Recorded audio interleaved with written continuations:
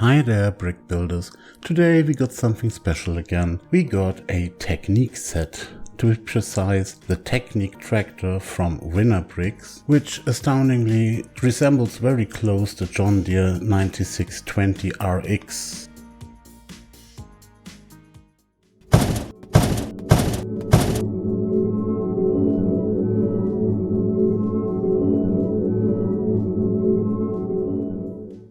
So we're talking about the Winner Bricks 7119, also referred to by the number 1429. I don't know if that is the static set or if it's just two numbers for one set. It's called Technic Traktor. Of course, it's a 9620 RX from John Deere and it resembles very well. It's in scale, in 1:18 scale in this case. It's 56 by 41 by 20 centimeters in size. And it sports 1706 pieces, including 3 motors, 2 XL1, 1 M1 for the steering, a receiver, a remote, and 1 battery box.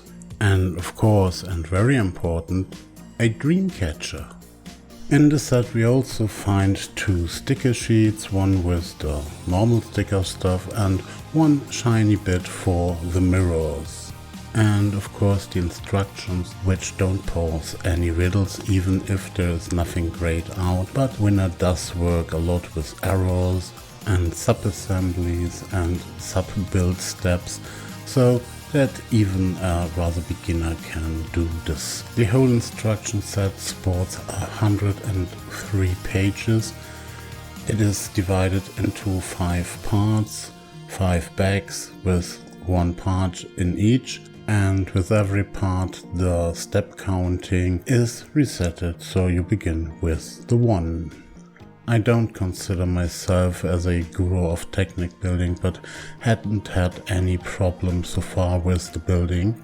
The 3 engines are divided into 3 functions. The M motor is used for the steering. This model is a articulated truck, so it's used to steer one part of the truck against the others. The both XL motors are used to spin the front and respectively back axles, so that each is used to spin 2 of the 4 chains. The back one is also used to drive the auxiliaries or everything else that you can put behind this truck. So let's make the cultivator, which comes with the set, ready to use by just opening it. To do that you remove an axle which has an axle stopper on one end and let the cultivator go down to its wheels. After that you are losing 2 pins to put the arms out. After that we connect the drive and then we are ready to cultivate. Putting the thing back, we see that the cultivator wheels also turn if you put the arms back up in the parking position. I don't know if that is really how it works in real life, but hey, that's a model, so it's fine. So let's put the set back in its original form, disconnecting the drive and putting the cultivator up again so that it can carry the stuff. After bringing down the holder lift arms again and threading the stopper axle through all the 4 lift arms, this set is ready again to just roll on its chains. From a driving standpoint, we get a tractor with 4 chained wheels, so to speak.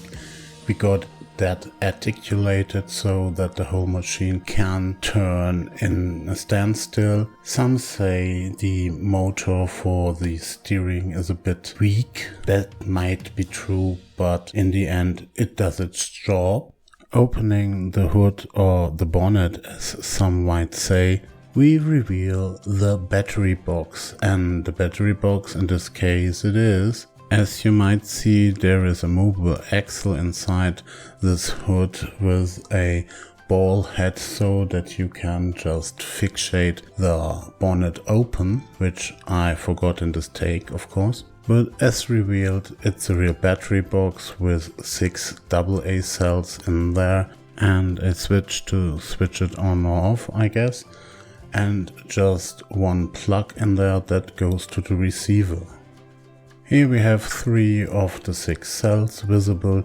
With 6 cells, it is a 9-volt system in this truck. So in the box goes, and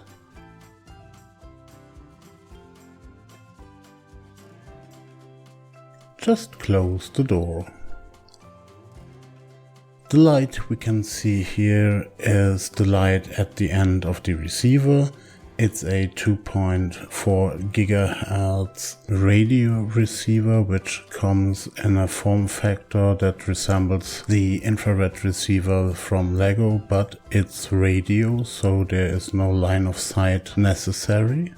And therefore this receiver isn't in line of sight at all. The receiver then is connected to all the motors, so it's gonna control forwards, backwards and the steering. But as seen, there are a lot of stickers with the set. First of all, there is a warning sign on the back of the tractor, and this is of course a sticker.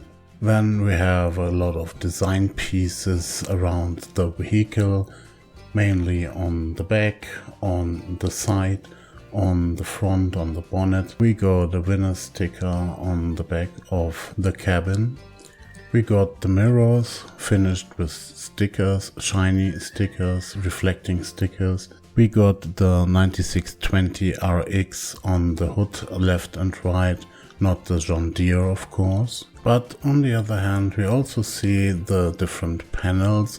Most of them are glossy, some of them are not, so they are finished matte. And in the end, the steering wheel can be moved. I don't know if this was intended.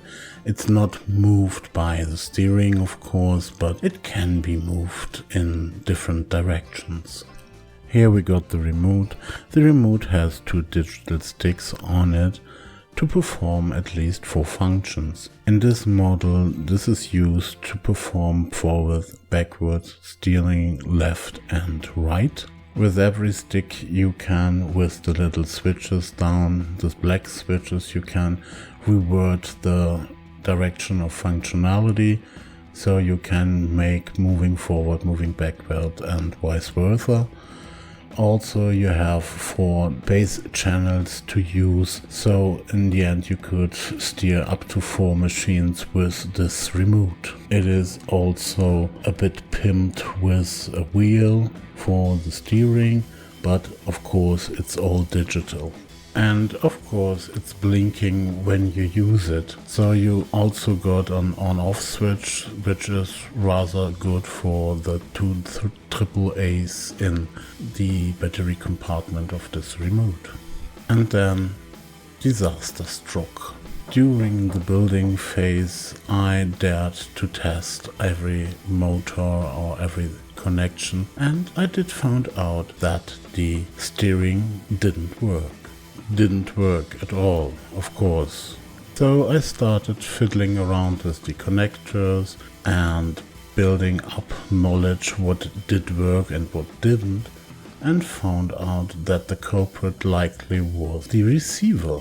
So I took the thing apart and started to sniff around with a multimeter, and as we see, the forward and back channel does work fine. It supplies the 9 volts to the motors when pressed, but the steering channel didn't. It did receive the signal according to the blinking LED, but on the motor side nothing happened. So I had a closer look on the receiver itself. It is assembled from 2 boards that are connected by soldering bridges for all the connections mainly. And in this case, unfortunately, fortunately, there was just one connection broken. So the fix involved the soldering iron and the dab of a leaded solder to reinstate the solder joint that was broken, and reassembling everything. Et voila, everything was working as intended. My testing after that has the added bonus that we can see a bit of the works in the steering there. All the gears inside are now happily working as intended.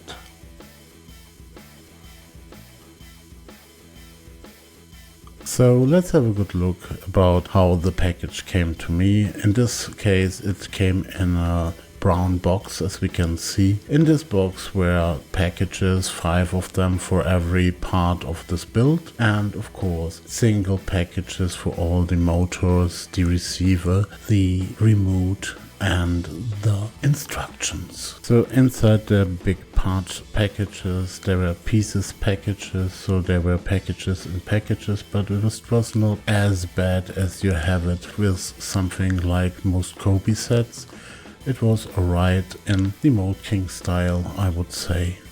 And to everybody who is wondering, no, this wasn't the only set in this carton. Here we have a closer look at the leftover parts. There's not much. There is a bit of studs, there's a bit of axles, and there's a bit of these little resin greebling knobs that you put on the chains. Of course, there was nothing missing. But what's such a vehicle without a bit of driving experience? And with this kind of vehicle, this has to be outside. So first up, a little excursus on a table, on a metal meshed table where the chains also work perfect. The material here is a bit sped up. This tractor isn't the fastest one in the world, especially with the steering, but it works, and as long as you give it a lot of tries, it works well.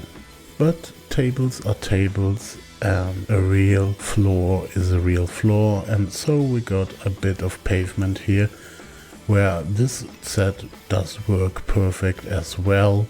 There are no problems whatsoever. Even rougher terrain is taken by this tractor without any problems. So here comes the rougher terrain in form of our garden wheat in the yards. So there is no problem at all. It does lose a bit of speed, but that's all here. It does go up and down, and it even managed to escape the lawnmower. But that all was in the transport mode. In the cultivator mode, which we enable now, we will see if it fares as well as in the transport mode. And it does. On the pavement as well as on the grass, there is no major issue. There's a minor one, and that's again the speed. It is harder for the thing to run on the grass.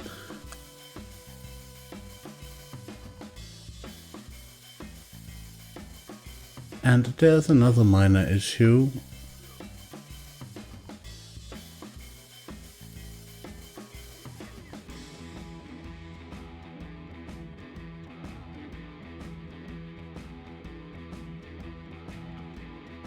Once you are off the grass again and want to retract the cultivator, a lot of grass has accumulated in the gears here, so you have a light, fun game to get rid of it. So let's start with the building phase, and with that, with a lot of moaning, or at least a little bit of moaning on this set.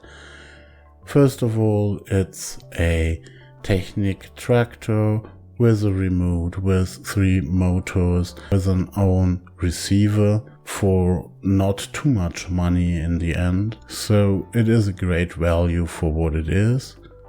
There are some little drawbacks, which I mostly already mentioned. The main one for me is the battery pack instead of an USB pack, which other manufacturers use these days. Then there is the steering with the M motor, which for many people seems to be not powerful enough. They would rather see an L motor in there. The quality of the pieces is very fine. It's about the quality of Lego, I guess. There are a couple of axles which don't really grip very well, but this didn't matter because of the way this was built, because of the way they were used in this set. On the other side, Winner did a great job with the chains. They're working absolutely without any problem. They are not that smooth because of these grommets inside, these resin grommets inside, but they really work well. And of course, with this set, the basics are simply there. You get a model in a scale and you recognize the original immediately if you know it. So it's a very good model also for putting it on a shelf. The only problem with that is that whenever a child is gonna see that one, you have to take it off the shelf and let him or her or all of them play with it. Which again is no problem at all, since the quality of the pieces is good enough to do it, or even maybe better than good enough. So you can play with this set, it won't fall apart at all. It is a bit of a chore to put on the cultivator in its working stage, but once you get that, there's nothing holding you back, even as a child, to play with this set and have your fun with it. The drawback here is of course the batteries versus a USB pack, which limits the working time and raises the cost of ownership. Also, as a toy, the model is rather heavy, which on the one hand helps with functionality and with not having kids carrying around the model too much, but using it as intended. On the other hand, they might have a bit of a problem in a pity and not being able to get it out by themselves. Also, the model might be mocked or parts might be reused for other things without any problems. Everything is compatible and is of a high quality, so there's no holding back using the parts to do anything else or to put the trailer behind. There's no problem with attaching something like that. Maybe you could even use another switched motor to attach manually switched gear. There is enough space in this model and there are enough opportunities to put things different and maybe better than Winner did. So if you like the set or if you have any use for it, just get it. But that's it for another video. If you liked what you have seen, please press the like button. If you didn't like what you have seen, please press the didn't like button. If you want to tell us something about John Deere, about Winner bricks, maybe there are some videos coming from this company in the near future, or if you have anything to say about Technic or the Technic in general, please comment. And if you are delighted to have such content every week, please subscribe. And with that, have fun building, have fun watching, have fun driving, and see you!